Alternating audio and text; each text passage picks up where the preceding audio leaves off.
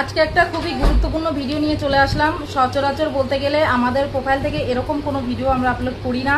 বলতে গেলে আমাদের অ্যাকচুয়ালি একদিক দিয়ে লজ্জা লাগে, একদিক দিয়ে ঘেন্নাও হয় যে আজকে দেশটা কোথায় গিয়ে পৌঁছেছে। তোমরা একটু বলতে পারবে আজকে বারুইপুরে যে বাচ্চা মেয়েটা, 12 বছরের বাচ্চা মেয়ে, তার কি দোষ ছিল?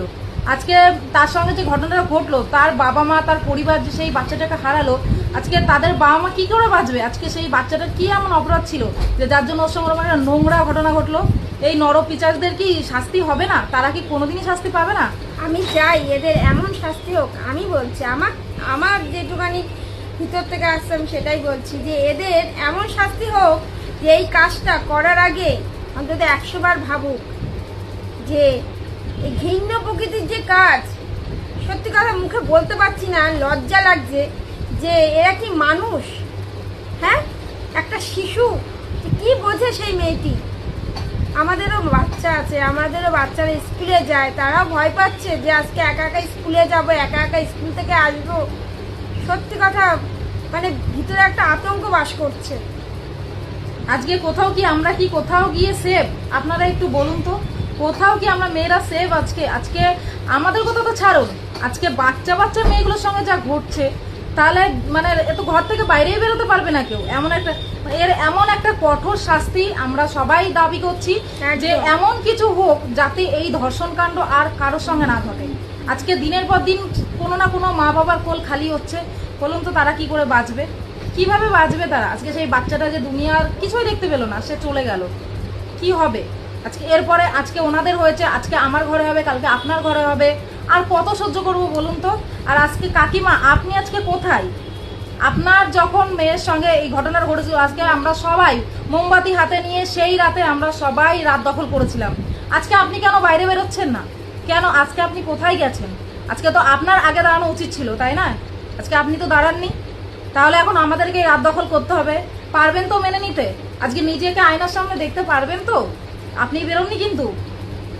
তার জন্যই বলবো এইসব বন্ধ হোক, এইসবের দিকে সবাই একটু আইন কঠোর হোক, যাতে এগুলো বন্ধ হোক, যাতে সব কিছু ঠিক হয়। আগামী দিনে যেন এইসব ঘটনা চোখের সামনে না দেখতে হয়।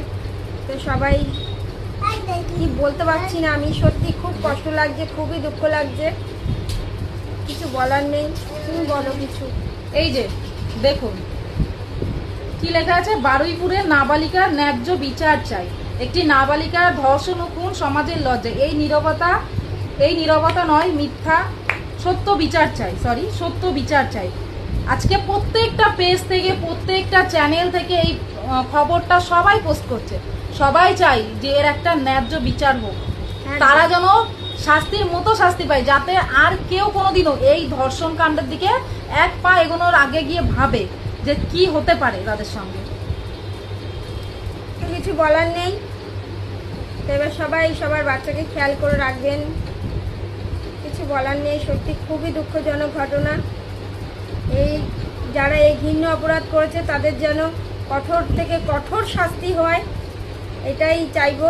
আর কিছু বলার নেই। ফিরে তো সে আসবে না, কিন্তু এরকম ঘৃণ্য কাজ যেন আর কারোর সাথে এরকম না হয়। আইন যেন অনেক অনেক শক্তিশালী হয়। কিছু বলার নেই। তারা মানুষের পর্যায়েই পড়ে না, যারা এই কাজগুলো করে, যাদের মাইন্ডে এইগুলো সবসময় চলাফেরা করে না। আজকে তো মানুষ কি বলবে, তো অমানুষ, মানে পশু এদের থেকে ভালো। একটা পশুকে পোষ মানালে তারা কিন্তু পোষ মেনে যায়, কিন্তু এরা মানে এদের যে কি আছে শরীরের মধ্যে ভগবান বোধহয় নিজেও জানে না। অনেক কথা বললাম, কেউ খারাপভাবে নেবেন না, গায়ে মাখলেও কিছু করার নেই, কিন্তু না বলে পাচ্ছিলাম না।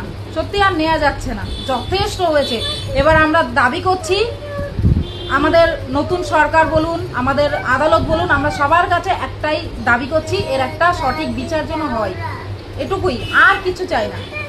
সবাই সবার বাচ্চাকে খেয়াল রাখবেন, অবশ্যই করে মেয়ে সন্তানদের নজরে রাখবেন, একা ছাড়বেন না, এটাই অনুরোধ। কেন দিনের পর দিন যা হয়ে চলেছে, গায়ে কাটা দিয়ে যাচ্ছে, কষ্টে বুকটা ফেটে যাচ্ছে, চোখে জল চলে আসছে এই মেয়েটার কথা ভেবে। এবং যত মেয়েদের এইরকম মানে দুর্ঘটনায় মৃত্যু হয়েছে, সত্যি কথা বলতে চোখে জল চলে আসে, বলতে পারি না। তো সবাই ভালো থাকবেন আর নিজের মেয়েদের খেয়াল রাখবেন। নমস্কার।